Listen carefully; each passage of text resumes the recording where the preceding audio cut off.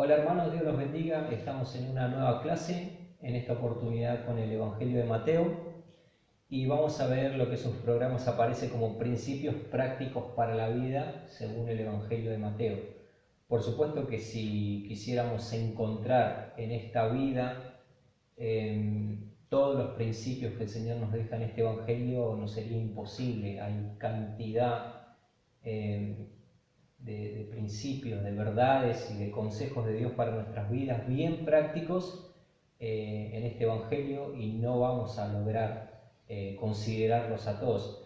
Simplemente escogí algunos que quizás sean los que más me están confrontando a mí, quizás sean los que más de bendición me estén siendo en este tiempo de mi vida.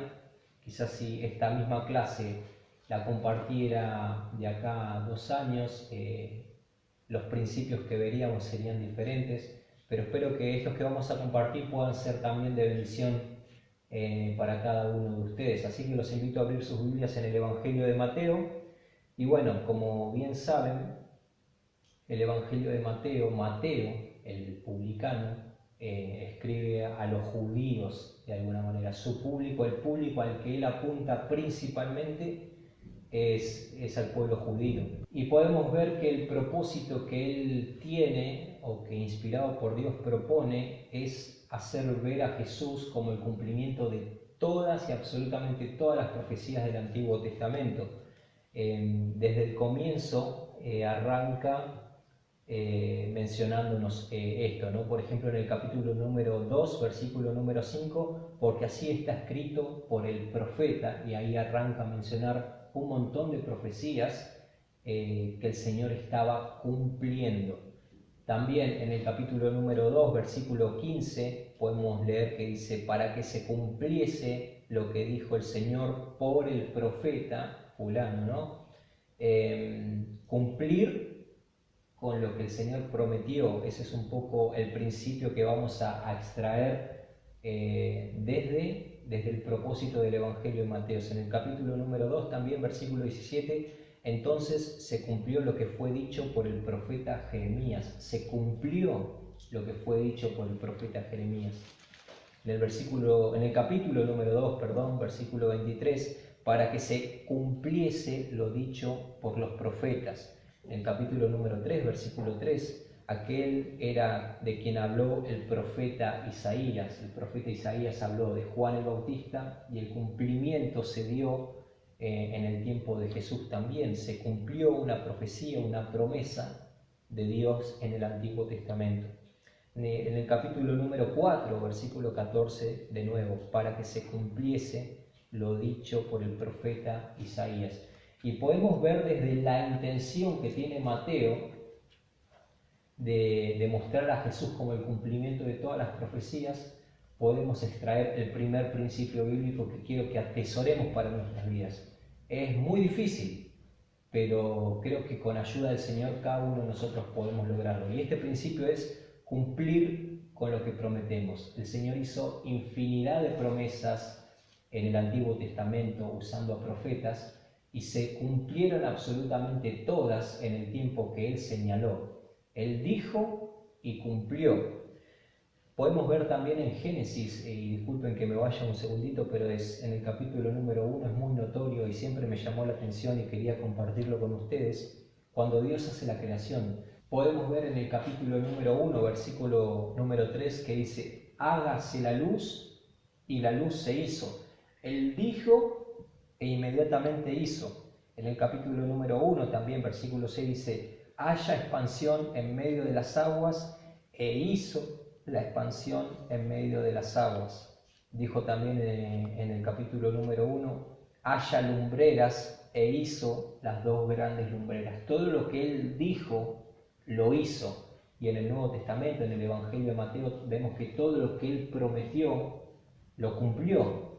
¿Y cuánto nos cuesta, hermanos, a nosotros cumplir con lo que decimos que vamos a hacer? Y ese es un principio fundamental para nuestras vidas. Nos caracteriza con Dios, como hijos de Dios, el poder cumplir con las cosas que prometemos. Imagínense por un momento si alguna de las promesas que el Señor nos dejó en su palabra no las cumpliese. Sería atroz para nuestra vida. Que Dios no cumpla con lo que prometió en su palabra, eso repercutiría en nuestras vidas de manera atroz. Y a veces nosotros pensamos que lo que nosotros prometemos no repercute en la vida de los demás. Dios dijo e hizo, Dios prometió y Dios cumplió. Jesús es el cumplimiento de todas las promesas. El sabio Salomón, en Eclesiastés capítulo número 5, versículo 5, nos da un muy buen consejo, hermanos. Es para tenerlo en cuenta. Mejor es que no prometas y no que prometas y no cumplas. Este versículo, hermanos, no nos está llamando a desligarnos de toda responsabilidad, a que cualquier petición que nos hagan nos digan no, hoy no puedo hacerlo o no lo voy a hacer porque temo no cumplir con lo que te prometo. Nos está animando este pasaje a que podamos esforzarnos y pedir ayuda a Dios para que podamos cumplir con lo que prometemos, con lo que decimos y demás. Espero que este primer principio práctico para la vida sea de bendición para cada uno de nosotros. Pero siguiendo adelante, terminamos en el capítulo número 4 y vamos a empezar con el capítulo número 5 que nos abre camino al Sermón del Monte. ¿Qué decir del Sermón del Monte? Nuevamente lo que decíamos del Evangelio de Mateo. Pudiéramos estar solamente con estos 3 capítulos, capítulos 5, 6 y 7, toda la vida aprendiendo de los consejos que el Señor nos deja en el Sermón del Monte, en lo que William MacDonald llama la constitución del cristiano. Tenemos cantidad de enseñanzas, de consejos prácticos para la vida del cristiano en estos capítulos 5, 6 y 7, pero quería mencionar los más conocidos y creo que son fundamentales para la vida del cristiano. La vida de oración del cristiano es fundamental. Y el Señor en el capítulo número 6 de Mateo nos enseña con claridad cómo es que debemos orar. Y surge una pregunta, ¿qué? ¿Acaso es necesario aprender a orar? ¿Tan difícil es orar? Y lo cierto es que sí, muchas veces ignoramos cómo es que tenemos que orar. De hecho, los discípulos se acercaron en varias oportunidades al Señor pidiéndole que les enseñen a orar, y también les menciona esto de Juan el Bautista, que les enseñó a orar a sus discípulos. Es necesario aprender a orar. Por ejemplo, cuando decretan o establecen o confirman cosas en oración al Señor que no tienen sentido alguno. O imaginen una persona ambiciosa que en sus oraciones solamente pide cosas materiales a Dios. Señor, te pido por favor que me bendigas con una super casa, con piscina, con una camioneta 4x4 y una para mi hijo y una para mi hija. Por supuesto que esas peticiones de alguna manera son irrelevantes, aunque el Señor las escucha, porque el Señor escucha todas las oraciones. Que las responda por sí, por no, o esperando, es otro tema. Tenemos que aprender a orar, tenemos que saber y estar en comunión con el Señor para saber cómo orar. Y el capítulo número 6 de Mateo nos deja algunas enseñanzas bien básicas, como por ejemplo que tu oración sea en secreto. Vieron, nos manejamos con redes sociales, WhatsApp, Facebook, Instagram, y podemos ver a hermanos orando en esas redes. Y es algo bien básico que nos enseña el Evangelio de Mateo en el capítulo 6, y nos enseña que eso está mal. O sea, gracias Señor te doy por un nuevo día, por mi familia que te doy, aparece en el estado de WhatsApp, o en qué estás pensando en Facebook. Está pensando una oración y la hace pública. Y yo creo que por ahí es genuino el sentimiento, pero ¿será que Dios nos aconseja orar de esa manera?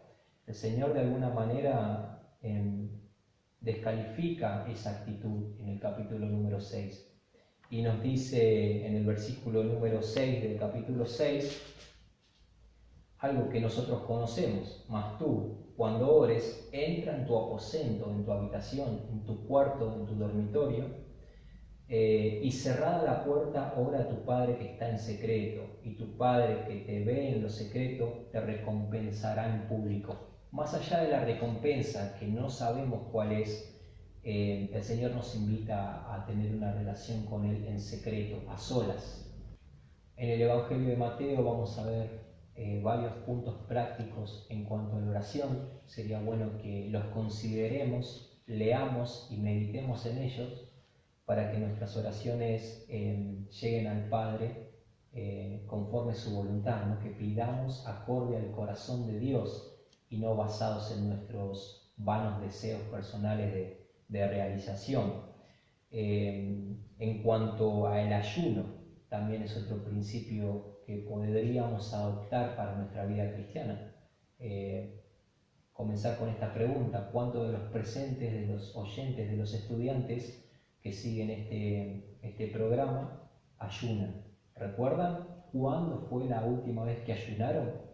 Y si es que alguna vez ayunaron, y si ayunaron, ¿creen que lo hicieron de una manera correcta, de una manera bíblica, siguiendo el consejo que Dios nos deja acerca del ayuno? Recuerden que el Sermón del Monte es una porción muy importante para nosotros los cristianos. Y si el Señor decidió ubicar y enseñarnos cómo ayunar en esta porción del libro de Mateo, del Evangelio de Mateo, es porque el ayuno no debiéramos descalificarlo o ponerlo en cierto sector denominacional, ¿no? Los bautistas, los eslavos, los pentecostales, algunos ayunan, algunos no, sino saber de que es una herramienta que el Señor nos dejó como hijos de Dios, que el Señor ayunó y que a lo largo de toda la Biblia podemos aprender a cómo ayunar. Pero en el Evangelio de Mateo, en el capítulo número 6, también, en el versículo 18, podemos ver que dice: para no mostrar a los hombres que ayunáis, sino a tu Padre que está en lo secreto, que cuando ayunes unge tu cabeza y lava tu rostro, porque también el ayuno es una actitud que tenemos que tener para con Dios y no para ser aplaudido por los hombres o que digan qué espiritual. Seguramente recuerdan al publicano y al fariseo, y el fariseo compartiendo al público entero que él ayunaba muchas veces y que daba de todo lo que recibía y ofrendaba y daba limosnas, ¿no? Esa no es la actitud con la que el Señor nos manda a que hagamos estas cosas, sino con una actitud de modesta, una actitud en secreto, ¿no? Y también podemos ver, como mencionamos recién, el tema de ofrendar. ¿Cómo debemos ofrendar? ¿Cómo lo estamos haciendo en nuestras iglesias, por ejemplo? Para ser bien práctico, el Evangelio de Mateo en el capítulo 6 también, en el versículo 3, nos dice: mas cuando tú des limosna, no sepa a tu izquierda lo que hace tu derecha. Esa frase como que es muy clara. No se tiene que enterar todo el mundo de lo que vos haces con tu dinero, de tus diezmos, tus ofrendas y tus limosnas.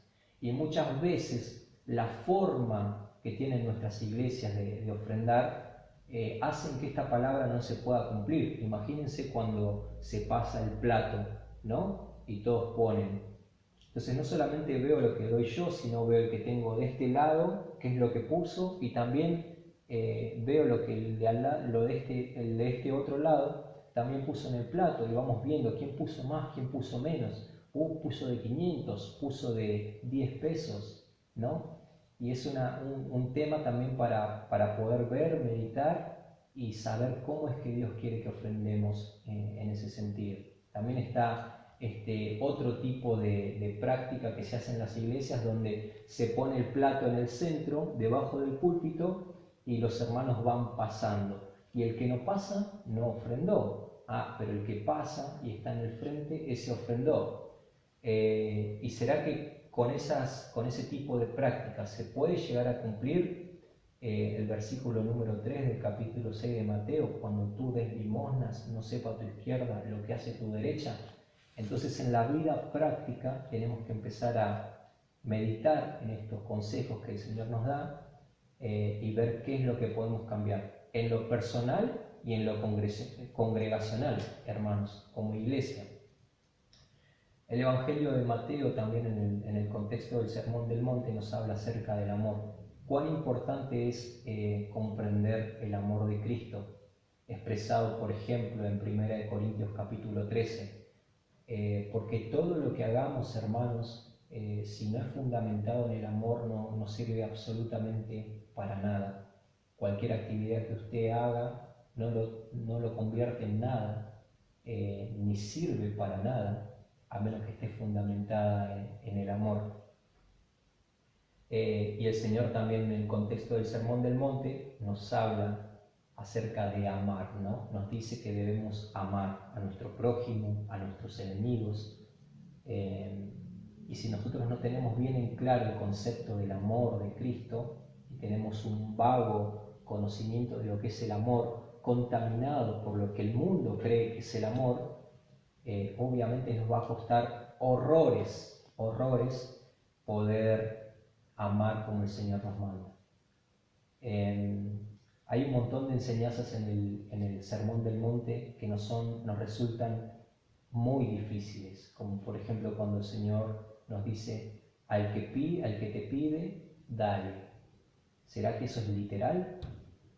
O cuando el Señor dice, al que te hiere en una mejilla, ofrecele la otra. He escuchado a hermanos diciendo, si me hieren en una mejilla, yo ofrezco la otra, pero que sepa el que tengo enfrente que solamente tengo 2 mejillas, dando a entender como que si le hieren la segunda mejilla, él ya va a responder.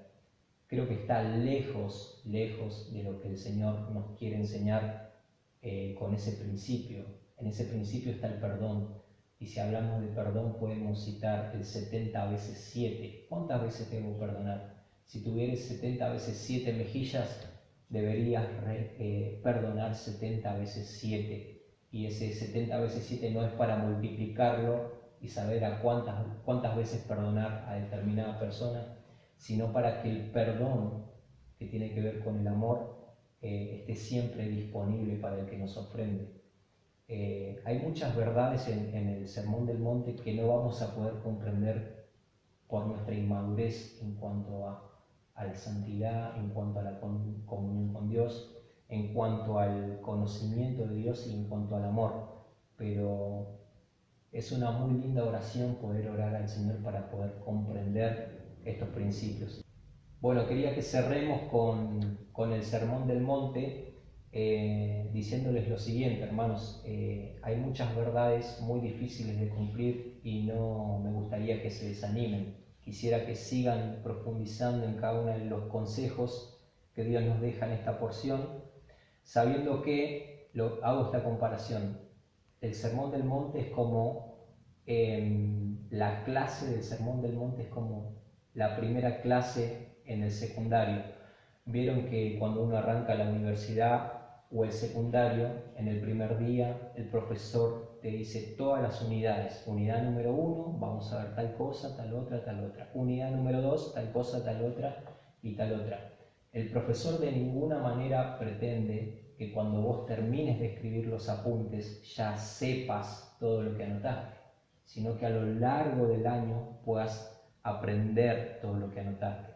Bueno, el Sermón del Monte lo veo de esa manera, así que los animo a que sepan que todo eso que ustedes ven, estudian y asimilan en el Sermón del Monte, lo van a poder ir concretando a lo largo de toda la vida.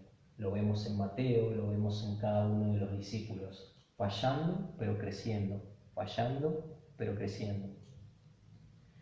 Y quería que podamos terminar con esta parte de consejos prácticos para la vida, según el Evangelio de San Mateo, con el capítulo 24 y 25.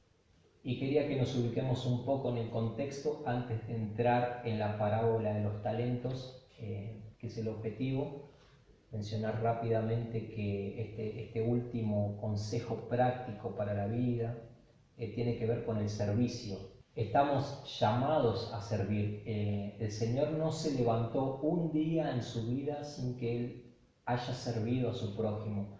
Creo que no pasó segundos en su vida sin que Él esté constantemente sirviendo a los demás. De hecho, su vida en la tierra es una muestra de su servicio a favor nuestro. Y el contexto de la parábola de los talentos que nos habla del servicio empieza en el capítulo número 24, cuando Jesús salió del templo y se acercaron sus discípulos para mostrarles los edificios del templo, pero respondiendo él le dijo: ¿veis todo esto? De cierto os digo que no quedará aquí piedra sobre piedra que no sea derribada. Y por supuesto que esta declaración sorprendió a los discípulos a tal punto que volvieron a preguntarle cuándo sucederán estas cosas y qué señales habrá de tu venida. Y en el capítulo número 4 vamos a ver un tema muy actual, muy pertinente, que estaría bueno que lo lean, que mediten, y van a ver cómo el Señor empieza a mencionar un montón de sucesos en cuanto a su venida, a su segunda venida. Y antes de entrar en el capítulo número 5 menciona algunas parábolas, y entrando en el capítulo número 5 ya en el versículo 14 podemos ver la conocida parábola de los talentos, que nos habla de estos siervos, ¿no? Que le fueron conseguidos 1, 2 y 5 talentos. El que tenía 2 y 5 trabajaron, y el que tenía 1 lo escondió, y el Señor lo calificó como un siervo inútil, porque no hizo lo que tenía que hacer con eso que el Señor le dio. Y bueno, los que por ahí estudiaron un poco esta parábola van a poder ver que los talentos en lo que se refiere en la parábola tiene que ver con un peso, una medida para pesar oro o plata. Entonces al que le dio un talento, le dio mucho, porque un talento equivale a, no recuerdo si 24 o 34 kilos de plata u oro, kilos de plata u oro. Y eso, si lo pasamos a la moneda actual, aquel que tiene un lingote de 24 kilos de oro, tiene una fortuna, una cantidad de dinero. O sea que el que recibió un talento no podía excusarse diciendo me diste poco, porque le dio una cantidad inmensa de dinero, mucho más al que recibió 2 y cuanto más al que recibió 5. Pero el que recibió 1 recibió mucho, y lo que hizo fue esconderlo. Los talentos en esta parábola, si queremos comprender qué son, lo tenemos que trasladar a nuestro tiempo. Y sé que ninguno de los que está escuchando esta clase, ni yo, tenemos un lingote de 24 kilos de oro. ¿Qué es entonces los talentos hoy en día? Bueno, es todo, como en aquel entonces, es todo lo que el Señor nos dejó y nos equipó para que podamos servirle en sus negocios. ¿Y cuáles son sus negocios? Bueno, podemos ver a lo largo de los Evangelios y del Nuevo Testamento que sus negocios son las almas, las personas y su salvación. Entonces, todo lo que tenemos y poseemos, habilidades artísticas, profesiones, carreras logradas, dinero, salud, el ser argentino, el vivir en tal o cual lugar, tu vehículo, tu ropa, tu manera de hablar, todo lo que el Señor te dio y te equipó con el fin de cumplir con la misión, proclamar el Evangelio y llevar almas a los pies de Cristo, incluidos los dones y talentos que Dios da a los que nacen espiritualmente. Todo eso son los talentos que el Señor nos da, que son un montón de cosas para que nosotros podamos servirle. Y como les decía, este último consejo práctico para la vida del cristiano tiene que ver con comprender qué tenemos en cuanto a talentos y dones para servir. Es su responsabilidad, hermano, saber qué dones tiene. Si le pregunto en esta tarde, noche o cuando vea el video, dijo mi amigo Nahuel, ¿cuáles son tus dones o cuáles son sus talentos? Usted podría responderme con claridad y con firmeza: tengo estos dones y tengo estos talentos. Por mi parte, podría decirles cuáles son mis dones y mis talentos, los identifico con claridad, y no con el fin de ensoberbecerme, sino de ser responsable. ¿Por qué? Porque lo que tengo es para ustedes, y ustedes tienen que identificar qué es lo que el Señor les dio, con qué los equipó para que puedan servir a los demás. Entonces la parábola de los talentos en el Evangelio de Mateo capítulo 25 está ubicada en este contexto. El Señor dice, voy a venir pronto y sucederán todas estas cosas.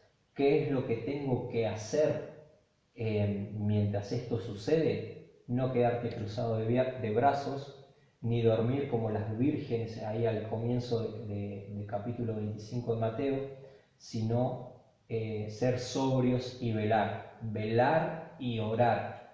¿Y qué significa velar? Bueno, todos saben que velar es quedarse despierto, es no dormir por la noche. Y por supuesto que esto no es literal, pero uno se duerme cuando no hace cosas. Vieron que cuando uno está tranquilo le agarra sueño y demás. El Señor nos está, por medio de esta parábola, desafiando a que identifiquemos nuestros dones y talentos y podamos servir a cada uno de nuestros hermanos y nuestro prójimo. Quería cerrar con esto, hermanos, en el capítulo número 5 de Mateo, versículo 48, capítulo número 5, versículo 48, este desafío de parte de Jesús. Sed pues vosotros perfectos, como vuestro Padre que está en los cielos es perfecto. ¿Podemos lograrlo solo? De ninguna manera. Tenemos las Sagradas Escrituras que nos dan el consejo de Dios, que van a batallar con otros consejos que tenemos en la cabeza y el corazón, y tenemos al Espíritu Santo en nosotros que nos van a ayudar a vencer en cuanto a adquirir costumbres, principios, verdades que moldeen nuestra forma de vida, nuestro carácter y demás. Espero que esta clase les haya sido de bendición y Dios mediante nos vemos en la próxima.